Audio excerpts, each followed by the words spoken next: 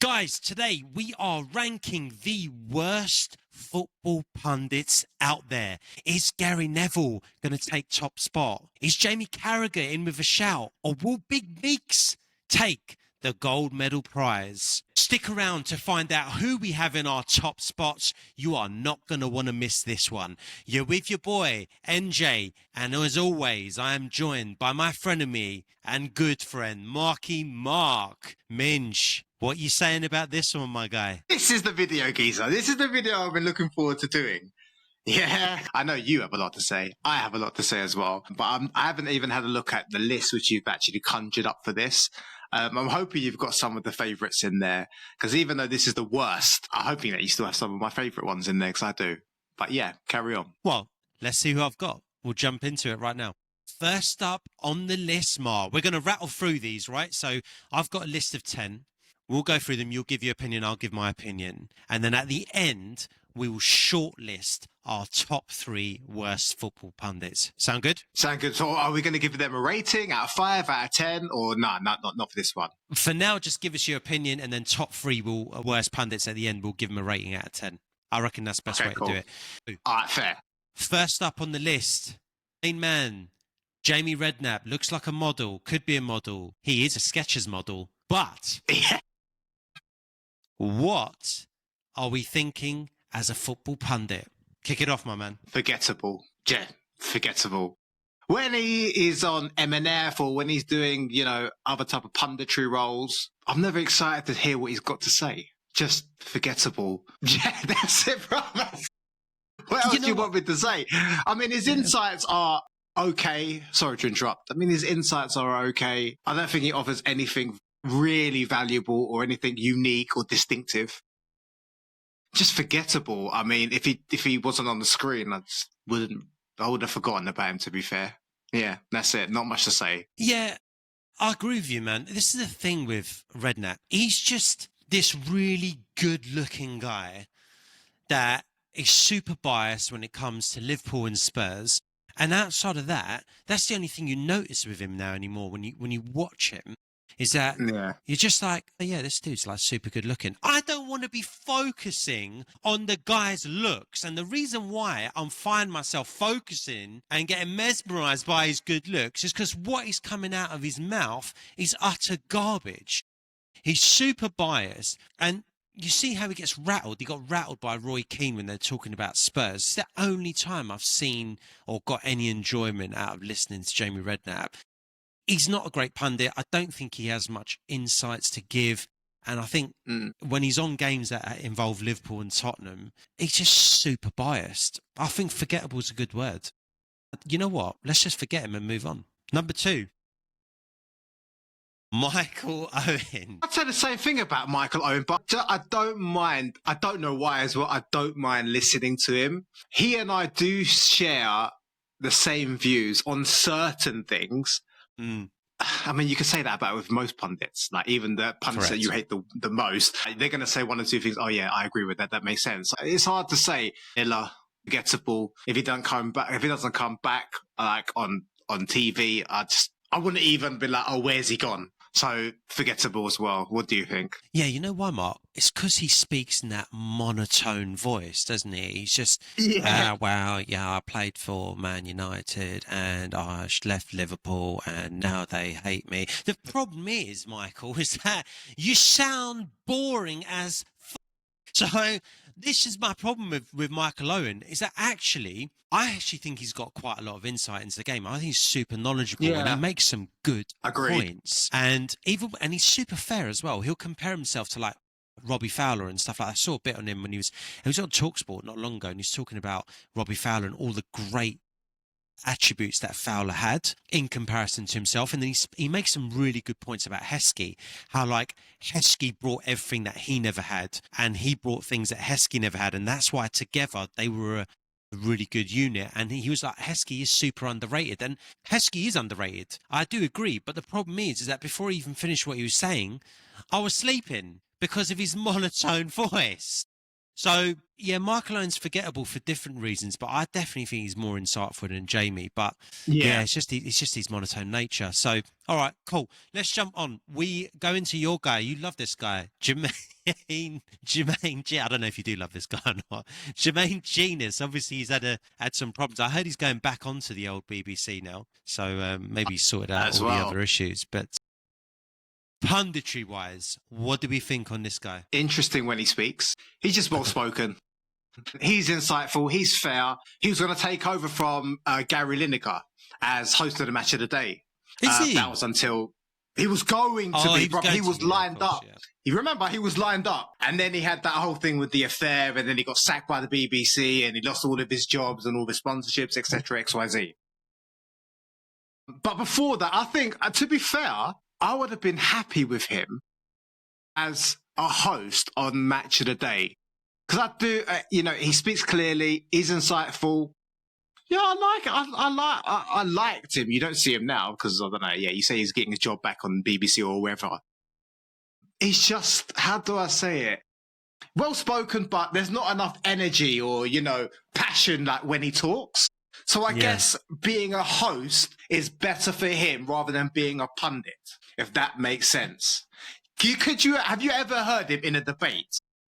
I haven't. Have you ever had him raise his voice and argue his point with a fellow pundit? I haven't. It's all very sensible, well-spoken tone. I think he'll be better as a host than a pundit. That's it. Yeah. Do I like him? Yeah. Yeah, he's all right. Yeah, he's all right. Yeah, fair enough. I think he would have made a good host. I think for the points that you make, it's very difficult to follow Gary Lineker. I think they've got some... Yeah. Who's following him? It's like an all-female panel now. Like anyone's going to watch that now. So... I can't, honestly. I don't want to listen to women talking about men's football. Like, I don't care if that sounds sexist. I'm not sexist, but genuinely, they just add no value. Apart from, there are some good female anchors. Laura Woods, really good female anchor. Hey, Abdo. Get one of those two to replace Gary Lineker. But I'll be happy with that. I would be. Woodsy's class as well. I rate her. And Abdo's just top draw. She is super good. She is great. Neither of them are taking over. Main Genius could have taken over if he was, and like you said, he was lined up to take over because of that very reason. But yeah, I don't get too much enjoyment out of listening to him analyse games, even though he does make some good points. So I think fundamentally so far we're in agreement. Right, ex-Arsenal legend, Arsenal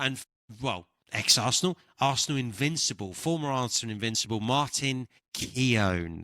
What are your thoughts? I'll let you take this one. Because I know that you watch a lot of TalkSport, and that is where it's predominantly on. Yeah, he's on Sky Sports and stuff like that. But what do you think of Martin Keown? You tell me first. I look at Martin Keown in two different lights. Martin Keown, the player, I absolutely loved. He was just a beast for us, a colossus. We just bled Arsenal. I know he played for other clubs like Villa as well, but when he was in an Arsenal shirt, it just meant the world to him. He'd do anything for us. He'd do anything for our boys, and I love him for it. Martin Keown, the pundit, this is hell. I do like Martin, but he's so biased. He's so super biased. And the problem is that every time he jumps on TalkSport, Simon Jordan just absolutely shreds him to pieces. Yeah, he can't live with Simon Jordan. Not many people can live with Simon Jordan, actually. There's very few talkers out there that talk as well as Simon Jordan, in my opinion. I think Eddie Hearn was the last one that actually dealt Simon Jordan a loss. So it's no disgrace losing out to Simon Jordan, but Simon Jordan takes so much pleasure out of destroying mine, and it is funny to watch. But sometimes Martin just comes out with some cringe stuff. I'll leave you with you on this. This sums him up. I think a few years back when Spurs had 2 or 3 seasons when they used to finish above us, just about, and they asked for a combined 11 between Spurs and Arsenal, and he gave the full 11 as a full Arsenal 11. I mean, what is that? What is that? No ever? Harry Kane. Ever? No, it was like a live combined Arsenal Spurs 11 about 3-4 years ago, and obviously that's when Harry Kane was there. Current year, so when Harry Kane was there, Son was there, and they were doing well, and they were finishing above us, right, for a couple of seasons. He didn't have any of them. He's had every single Arsenal player in. That tells you everything you need to know about Martin Keown. Super quickly, I'm very curious to know yet, if he hasn't picked Harry Kane, who's he picked up front? Whoever we had at the time. Bro, over the last 3 years, you've had no one. He must have gone Aubameyang or something. Even 3 years ago. After 3 years ago, Aubameyang was at Chelsea. This might be 4 years ago. Yeah. It's just curious to know who you're going to pick over Harry Kane. I mean, that says it all, really, isn't it? But before you even said that, I already know that he's biased. You can hear it in his voice, but he does sound knowledgeable about the game. He does speak with a bit of passion. You can tell he cares about football. It's not the worst thing in the world if I see him there. I will listen to him. I won't agree with everything he says. But yeah, he's biased. He's not the worst one on the list, though. That's my opinion. Next. Okay, next on our list, Mark, Danny Murphy. Thoughts on Danny? You know what? Yeah, Danny Murphy, out of everyone that we've mentioned so far, he's probably my favourite pundit. I don't know how you're going to take that. But when I listen to him and watch him on... what is it, Match of the Day? I think he's a good pundit. I think he deserves the seat. Very knowledgeable. Doesn't talk with the most amount of passion, but I don't think that you always need to. Very fair from what I have seen. Very honest, good communicator. I like watching him on Match of the Day, and I take his notes on board. That's what I'll say about Danny Murphy. So far, the best one out of the list so far. What do you think about what I just said? Yeah, I think all of that is fair. Danny Murphy's super knowledgeable, and he always comes up with really good insights, especially on TalkSport. I watch him more on TalkSport than I do Match of the Day. I've seen him on both, obviously. Yeah. Right. He comes up with some really, really good insights, and you can tell everyone on TalkSport respects him as well when he's talking. Yeah. He has a blind spot, and that is Liverpool. But that's fair enough. He played for Liverpool and he loves Liverpool to pieces, and that's just him. But sometimes he does get overly biased. But then, hey, look, we're all football fans, right? And we've all been guilty of getting a little bit biased at times. He does it a bit too much for my liking. But that's not my biggest gripe with Danny Murphy. Danny Murphy, you're right, on this list so far is head and shoulders above anyone else in terms of a pundit. His knowledge, that's not saying much, by the way. Skill level. Yeah, true, but I actually rate him anyway. He could hold his own against the best pundits out there, in my opinion. He does have really good knowledge, but I can't help but feel that he's just a bit of a dick. I don't know what it is about Danny Murphy, but I feel like he's a bit of a dick. And even sometimes when he's talking about, yeah, true, maybe it's that. But sometimes when he's talking, even on TalkSport, he'll say some stuff, but he'll say it in a tone, and it's just like, either he's thinking he's a little bit arrogant, he's coming across like he's a little bit above people, or sometimes he just talks like he's a bit of a dick. And I think it is linked to Liverpool when he's talking about Liverpool, so maybe that's what it is. That annoys me about him. But look, we're saying as a pundit, I think I agree with you. Overall, he's pretty damn qualified to do the job. He's one of those pundits where he doesn't need to shout. You get other pundits that will talk over you, or talk with an immense amount of passion over you, and then to get the other pundit needs to get their point across, they'll raise that level. I don't think, as you say, he needs to do that. He knows a lot, and he doesn't need to shout or scream or level up to his other competitors. Raise his voice levels to, if he's having a debate with another pundit. He gets his point across fairly. In fact, a lot of times I've seen him shut up other pundits when they're screaming and shouting and debating with him, just with his tone. And it's hard to do that. So that's a skill. That's a unique skill on its own. He's a good pundit.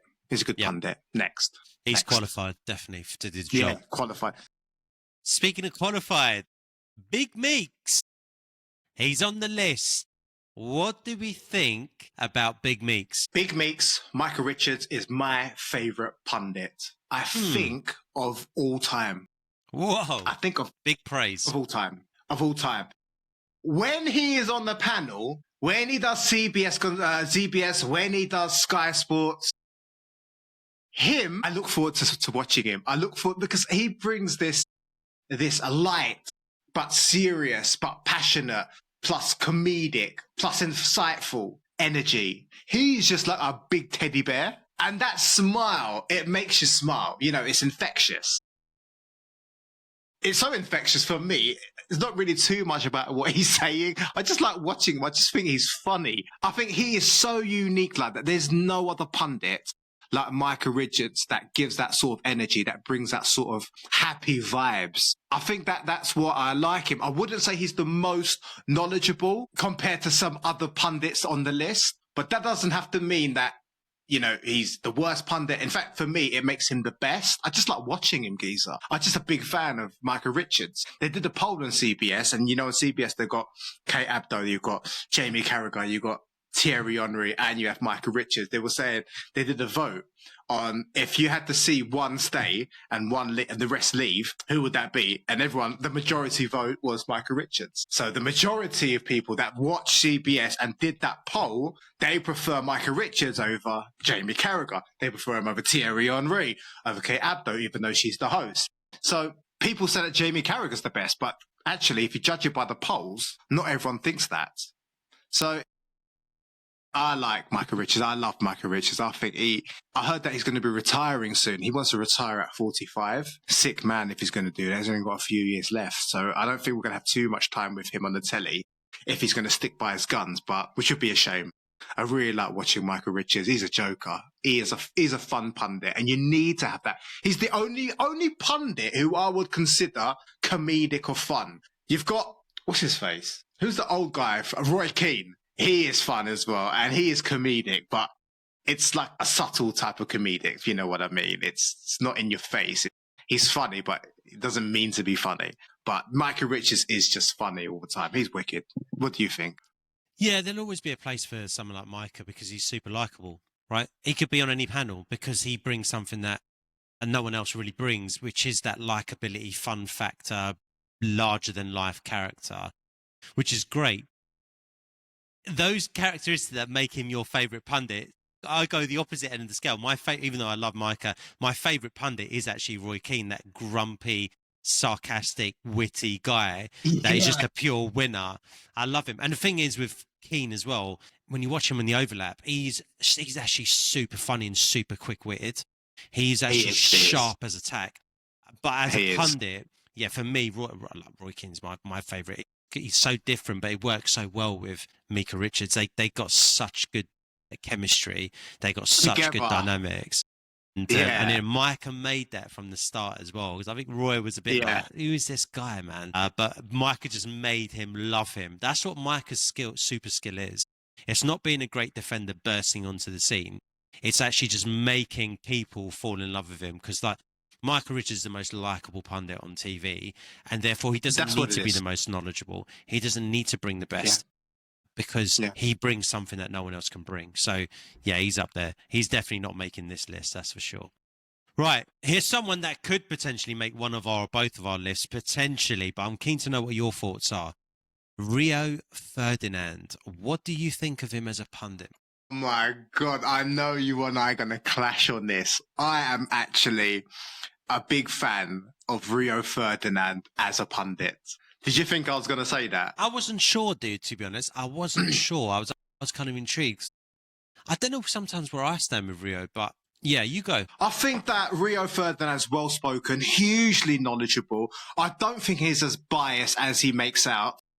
Or as people say he is, because I've heard him slaughter Manchester United. Yeah, he's got this thing with Ronaldo, and anyone that insults Ronaldo, he's going to smash them up or whatever.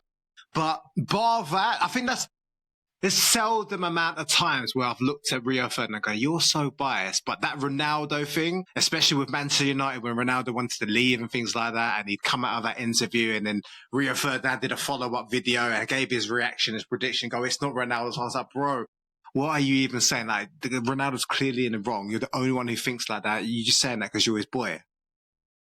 That apart, I don't really remember too many times where I saw Rio Ferdinand was like, you're so biased and this and that. When I see Rio Ferdinand, I see him on TNT Sport. He's now left TNT Sport. But when I saw him on TNT Sport, when I see him on his Rio Ferdinand Presents YouTube channel, I'm always intrigued to hear what he's got to say. He's well-spoken. I think he's hugely knowledgeable. He's not all the time super biased. He's got fun energy about him. I like Rio Ferdinand, man. I just like Rio Ferdinand. I know a lot of people disagree with this. We have, football heads in our group and in our circle, and they blast him. he's the worst pundit, XYZ. I don't really see it. I don't agree. I really like Rio Ferdinand. For me as well, when he said he was leaving, bit of a shame. Who else are you going to get to replace him now? Now TNT Sports is really boring. Who else have they got? Like, I'm actually asking you. Well, hold on. TNT, they've got, well, have they got, isn't it Big Meeks, Thierry and Carragher? That's Sky Sports and CBS. There's a different channels. They do the Champions League, right? Which is on TNT now. It used to be BT Sports, right? And now it's TNT. They don't do Champions League. They do CBS. That's a different channel. That's what they do. It's CBS. It's been CBS for the last couple of years. If you have a look, you name another pundit that you can think of on TNT Sports. They bring in all these random people, but is there one that's like there regularly on the wage books? I'm sure there are. And if someone mentions it, let us know in the comments down below. But oh yeah, that's right. He is on TNT Sports or she's on TNT Sports. But for me, anyways, the whole point of me saying once he goes, he's gone. Yeah. I think that's a loss because I don't think they have anyone else.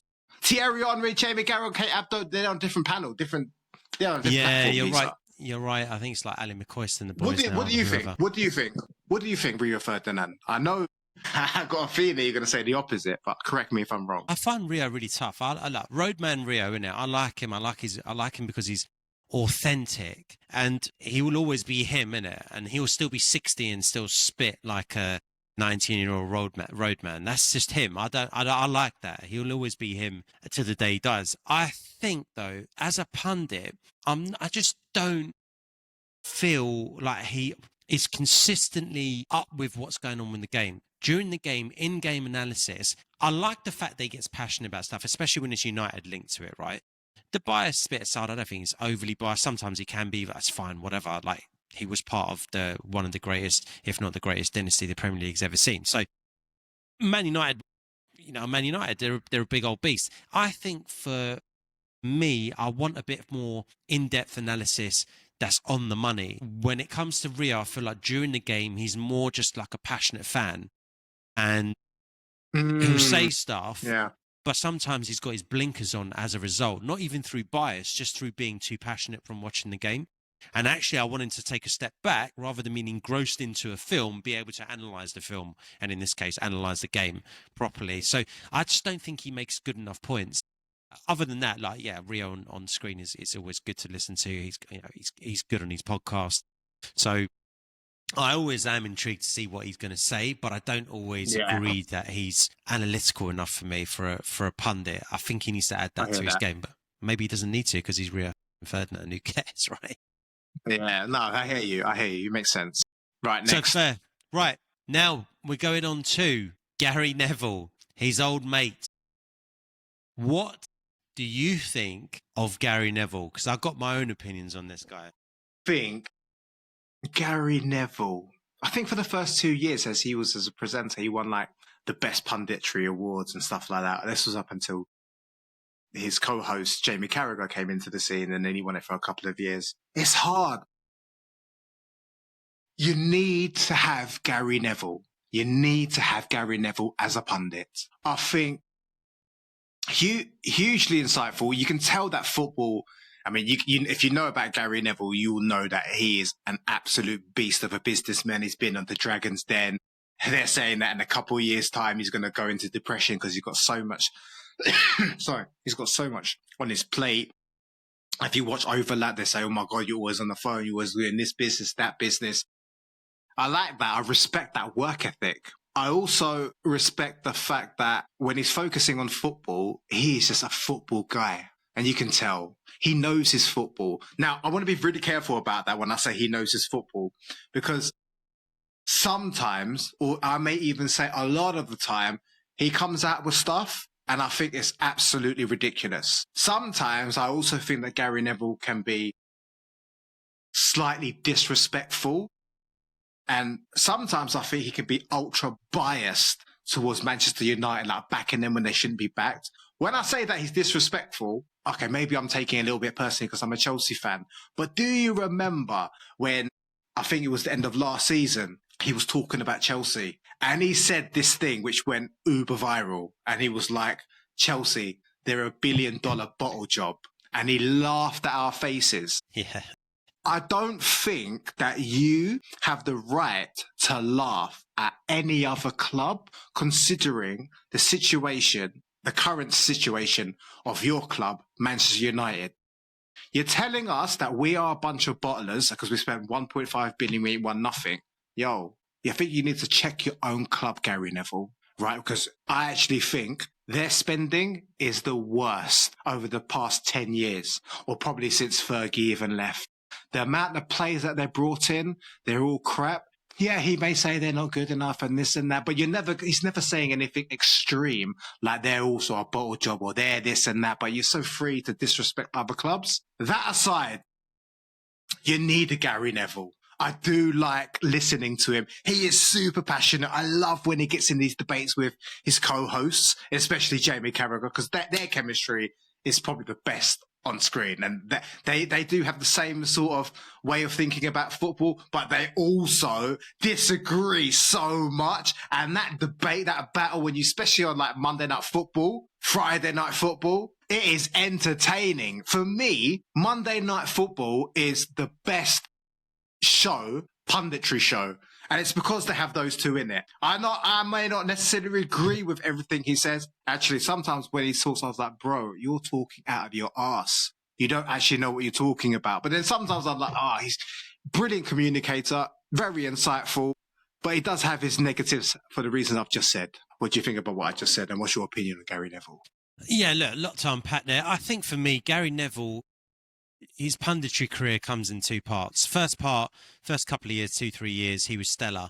He actually burst onto the punditry scene, and you know what? He set the standard. He raised the bar because he come in 100. and did his homework, and he did his homework so well. You watched him on M&F back in the day, and it was like, wow, you always learned something from Gary Neville. It actually made me like the guy because obviously being an Arsenal fan, I can't stand the dude, right?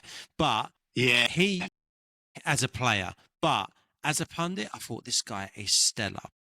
Then what happened, second part of the career, I feel he really kind of became a little bit lazier. And I think Carragher's picked up where he's left off, and Carragher's really kind of raised that bar again, or at least matched the initial bar that Gary put in place. And I feel like he's become one of these company yes men.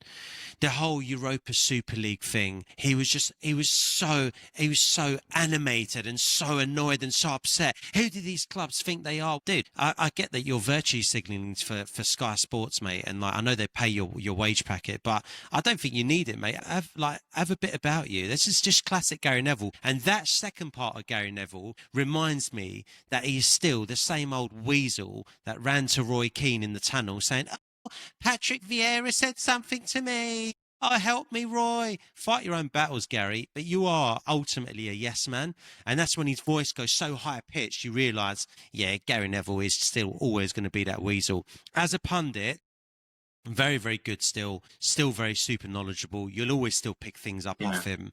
But I enjoy watching him less than when he first came onto the scene. I actually prefer listening to Carragher.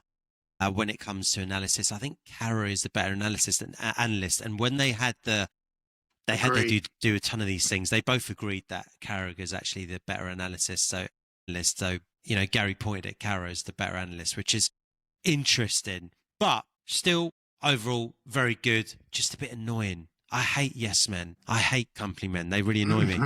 Right. Speaking of which, we're going on to his teammate. We've spoken a bit about him already. Jamie Carragher. What do we think about Jamie? Fantastic pundit. I 100% agree. I think it was when Gary Neville left. He went to Valencia. And he came back. I think that he just didn't take punditry the same. I think we don't know what's going on behind the scenes. Maybe he's got other stuff, other businesses. But you said it spot on. Jamie Carragher now has joined the team, the Sky Sports team, and they have developed this relationship, this chemistry, which is, as I said before, it's the best punditry duo in the football space that I personally think. Very knowledgeable, super passionate, loves to have a joke, loves to have a laugh. You watch him on the overlap. As you said, excellent tactical analysis, maybe a little bit over complex, shall I say, for potentially some viewers. I understand him. Can ramble on a little bit. Bias, I've said that before. Doesn't annoy me as much as Gary Neville. Probably one of the best pundits out there, especially in terms of the knowledge of football, because he studies the game. Yeah, his technical analysis is on point. Big fan of Jamie Carragher. We need to see him on the screen. We need to see Gary Neville on the screen. We need to see Micah Richards on the scene. These, for me, they're my 3 favourite pundits. What do you think about Jamie Carragher? Yeah, I love him. I think he's so damn good. He's a student of the game, and I love his in-depth analysis like you. You'll always learn something from him. When he's analysing the game, when he does his M&F bit, he is absolutely world-class. There's no one in the same stratosphere as him right now. He is so damn good. He will notice things and pick up on things, and you can only do that if your love and passion for punditry and being a student of the game is still there. And I think that's where Gary's got a bit lazy, because Gary does have that, but he's got lazier. But at least we've got Carragher to come up and pick the mantle up. And luckily for all of us viewing, it looked like he was going to lose his job a few years back, right? And they had to suspend him for 6 months. And I'm kind of glad the way it's worked out, in the sense of, I don't condone what he did, but I'm super glad that he has managed to keep his job, because he adds a lot of value. And I think for me, when it comes to football punditry, there's got to be value add. Otherwise, what's the point? Do you know what I mean? Yeah, Carragher right up there for me. Top draw. Moving on, we've got Thierry. What do we think about Thierry? Oh, boring. I have huge respect for Thierry Henry as a player. I agree, best player in the Premier League has ever seen, probably. But as a pundit, not interested. Not interested. I just don't care about what he has to say. I don't know why. I think he's boring. I think he doesn't talk with much passion. He does this stupid thing. I think his gimmick is that stupid thing that he does with his lips. Have you seen that? Yeah. I don't know how. Have you seen it? Yeah, I think it's class he does that, but I think everything he does is class. I know. I don't. I think because even before, it became a big thing, he always used to do it on every single show on CBS. I was like, what is that stupid mouth thing that you keep doing? I don't like it. You look stupid. And there was one episode where they all tried to do it. Oh, let's try to do the Thierry smile, which was jokes, isn't it? But he thinks he's so cool. He thinks he's so good. He just thinks he's above. I get that feeling he thinks he's above everyone else. I think he knows that he is a legend. And I think that he acts like it. I don't like his vibe. I don't like his energy. I don't like his aura as a pundit. Mm. This is how I feel. If he wasn't on TV, for me, it'll be a good thing. Fair. What do you think of Thierry Henry? Look, obviously, Thierry the player is different. As an Arsenal fan, even just as a football fan, you're going to have Thierry right up there. But I kind of agree in a weird sort of way. As a pundit, the thing is, you talk about his aura. It is what it is. Yes. He does have the aura. So, he is mystical. And whether he comes across slightly arrogant or not, the geezer backs it up, and maybe not in the punditry world. I agree with you. I don't think he's the best.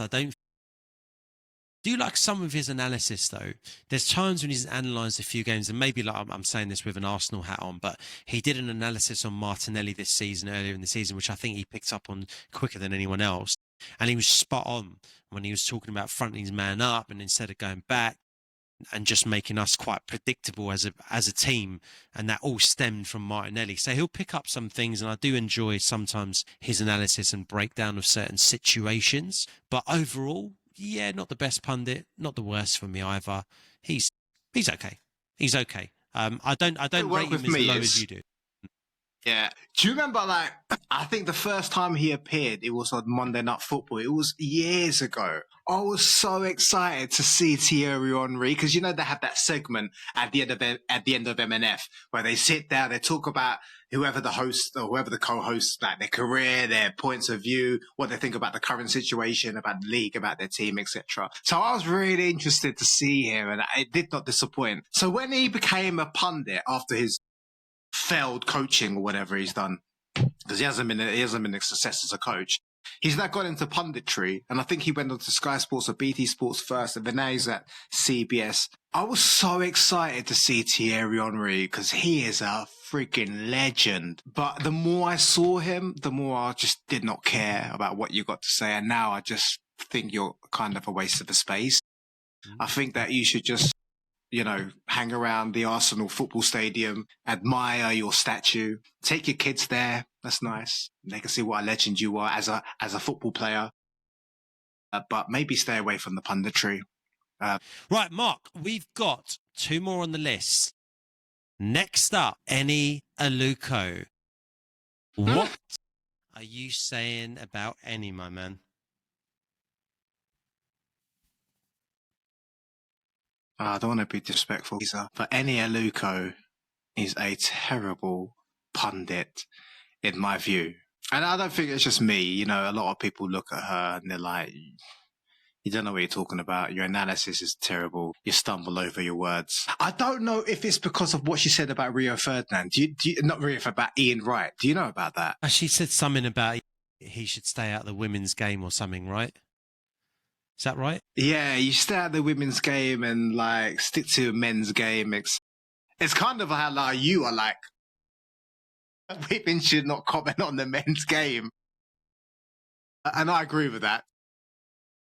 When she said that, because I totally disagree with her, I think that Ian Wright is such a big name. And if he's so invested in women's football, he's making it bigger. He's making it more popular. That is just the way that I see things. But I don't think she's insightful. As I said, I think her tactical analysis is quite poor. I don't think she's the best speaker. I'm just not a fan, bro. She needs to get another job. Eni Aluko, you're not fit to be a pundit. Go and get another job. Manage women's kids football, female football or something, like the under fives. They can't even understand real English sometimes, so I think they'll understand you perfectly. That's it, bro. I ain't got much to say about her. She's rubbish. Yeah, I've yet to meet anyone that thinks Eni Aluko is any good. This is the problem with the world we live in. It's clear to me that she's got this job for DE&I reasons. It's the woke world we live in, and when she's not talking absolute gibberish, which needs translation, she's turning every conversation into either a race debate or a gender debate. And at some point, race and gender will play a part. And it's like, Eni, we get it. We know you're black. We know you're female. That's great. But have you got anything sensible to add to the conversation? Because we're talking about football here. And your analysis is of the level of a 4-year-old. So for me, it's the best person for the job. And that we've got some terrible pundits, whether they be male, female, whoever. Eni Aluko always does a terrible job. She's never even a 5 out of 10. So everything taken into account, I mean, the less said, the better about Eni Aluko.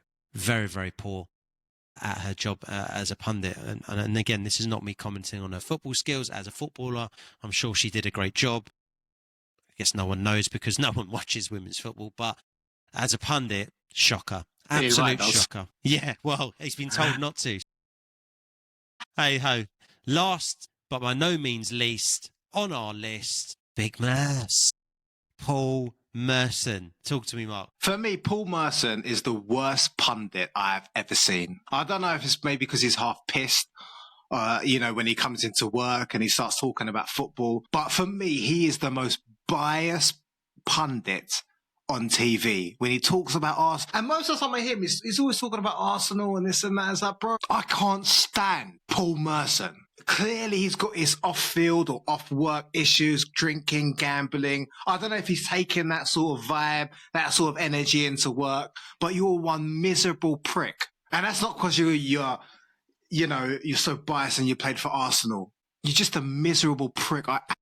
When's the last time you've seen him smile? I'm actually asking you, Neil. When's the last time you've seen him smile? Oh, he has his moments, doesn't he? He does not have his moments. He's a terrible pundit, bro. There's no space, man. You need to go into, rehab or something. But I think the most respectful thing I could say is get the off TV. Yeah? I think you should be sacked immediately. Nah, man, that's fair. That's fair. For me, the worst pundit in history, Paul Merson. When he comes on, So Saturday soccer. Sometimes I put that on. As soon as he talks, I switch the TV off. I can't. Off, mate. Turn the friggin' TV off. Don't want to hear to this deadbeat, man. No, that's no time for. Actually, zero time for Paul Merson. Okay, go ahead. Fair you enough. go. Everyone's got their own opinions, right? I'll always have a soft spot for Mercy. He's obviously ex-Arsenal, but not only that, I used to love him when it was Soccer Saturday with Jeff and the boys. I know now they've all gone, but I think Mercy's still there. Ironically, I don't know. I don't watch it, but he was quality when he had Charlie Nicholas, Tomo, and Jeff Stelling with him, and they had Chris Kamara, who didn't know what was going on. But again, it was just a more like a comedy of errors, wasn't it? It was more funny because they just didn't have a clue what was going on. It was just comical. And I think Merce is a bit like that. He gets super passionate and super emotional whilst watching the game. He'll say a couple of things and you think, oh, yeah, actually, yeah, Merce did say that. Fair play to him. But because it's so rare that he gets things right, you remember it more because it's like, well, he's always wrong. And most of the times, I agree, it does sound like he's back on the source. So, yeah, he's probably not the best pundit around. But it's Merce. Merce is he's just Merce. I enjoy watching him, but he's not the same without Jeff and the boys. And yeah, like I can't dispute. He's wrong more often than he is right. Okay, so that's our full list, Mark. We've gone through all the pundits. Now, we are running out of time, so we're going to do a quick runners-up. You're going to select your two worst. I think who your number one is. I think I know who your number one's going to be. But of the list that we've gone through, you're going to select your runner-up firstly, followed by your number one. Who's your runner-up for the worst football pundit on TV today? Eni Aluko. I just can't stand her. She doesn't know what she's talking about. Yeah, she brings in all this talk, as you said, about race and this and that. It's like, bro, I don't care, man. No, I do care, but not like when I'm watching football punditry, right?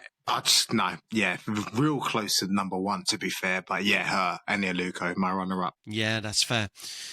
Out of all of them, I've gone my runner-up, Jamie Redknapp. It just doesn't add anything. It might be a bit harsh. Guys, fair. Let us know in the comments if we've missed anyone on the list that's glaringly obvious. We'd love to know because I feel like it's a bit harsh on Jamie to be number two, considering there are so many terrible pundits out there. But as we said before, Jamie just doesn't bring anything to the table. And the only time he does get passionate is when it's Liverpool and Spurs. Yeah, the best thing about Jamie Redknapp is Louise Redknapp, and he's not even with her anymore. Yeah. Number two, runner-up, I've got him in there, but I'm sure I'm missing someone. There must be someone probably worse than him. Right, number one spot, Mark. Do I even need to ask? You've kind of already said it. You go say it. Go on. Who, your number one? Yeah, I want you to say it. You already know who it is. I don't even want to waste my breath on this person anymore. Right, you're obviously going Paul Merson for the reasons you stated. Look, I think a lot of people I'll just add one thing. Would have him there. Yeah, I think for me, do you know what it is? Yeah, he is. Even Eni Aluko, I wouldn't put it in the same sort of category. I actually just cannot stand him. Like, I will turn the TV off if I see him. I wouldn't do that to any other, not even Eni Aluko. I just don't want to see some drunk Arsenal prick on there talking biased crap. Right? I don't want to hear it. What about right? me? Go back to rehab. I'm drunk half the time. You're drunk half the time, yeah. But you know what it is. You're not the most biased. I mean, we've got some other Arsenal fans in our group and stuff like that. I haven't got much time for Arsenal fans in general. But you, at least, are not super biased. In fact, I think that you're probably one of the most fairest Arsenal supporters that I've heard. If you was like every other Arsenal fan, I really don't think we'll be doing this podcast. Yeah, because I just wouldn't have time for it, bro. I just can't hear it, bro. We've got some real biased pals. Liverpool bias, Chelsea bias. I just couldn't do a podcast with them because I just don't want to hear your crap in it. Even with that Chelsea, like, you don't know what you're talking about. And talk to me about Ruben Loftus-Cheek being the best player you've ever seen. I just don't want to hear it. Yeah, exactly. Go ahead. You got Merce. I understand that. It makes complete sense. Mm-hmm. I've got Eni Aluko for the reasons already stated. Less said, the better. I mean, what she said about Ian Wright and putting eyeballs on the women's game, she's actually been detrimental towards the women's game if she wants to push it. So, everything that Ian Wright could have brought to it, she just doesn't see the bigger picture. I think she's just dim as a person. So she's number one for me, but I don't want to end on that because that isn't a bombshell. I'm going to end on a proper bombshell for you, Mark, because Oh, no. you may or may not be aware, and obviously Merce used to play for us, but he is actually a massive Chelsea fan. I was stunned when I found out a few years ago. My man supports Chelsea. Of all teams, he could have been, because he's been at Villa before, and he sounds like he's an Arsenal fan. Every time you hear him on camera or punditry, everyone must just think he's an Arsenal fan. He's a gooner, right? Yeah. Surely.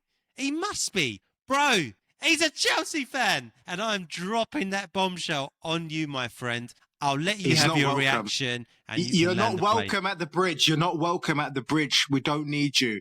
Like, just support your own dead team who haven't won anything in 25 years. Yeah, and just carry on coming into work drunk talking about Arsenal. As soon as you start talking, I'll switch the TV off. Don't talk about Chelsea. Don't support Chelsea. Don't even mention the word Chelsea. He's been a lifelong Chelsea fan, Mark, and he's older than us. So Shut therefore, up, by Neil, default, man. Shut up. Shut your mouth. Don't even Chelsea bring that. fan than you.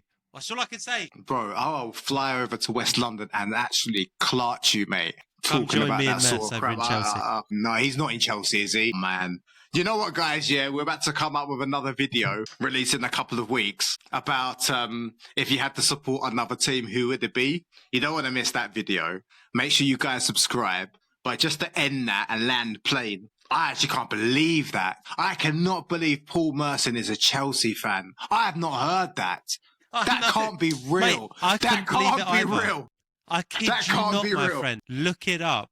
Guys, let us know in the comments if you knew that bombshell. Take us away, Mark. Guys, appreciate you. If you're here to the end, that means you're a super soldier. We love you. Like the video. If you liked it, it will help us out, reach more people. If you want to see more of our content, click this video right here. And we see you good people, boom, in the next one. Peace, guys. Peace.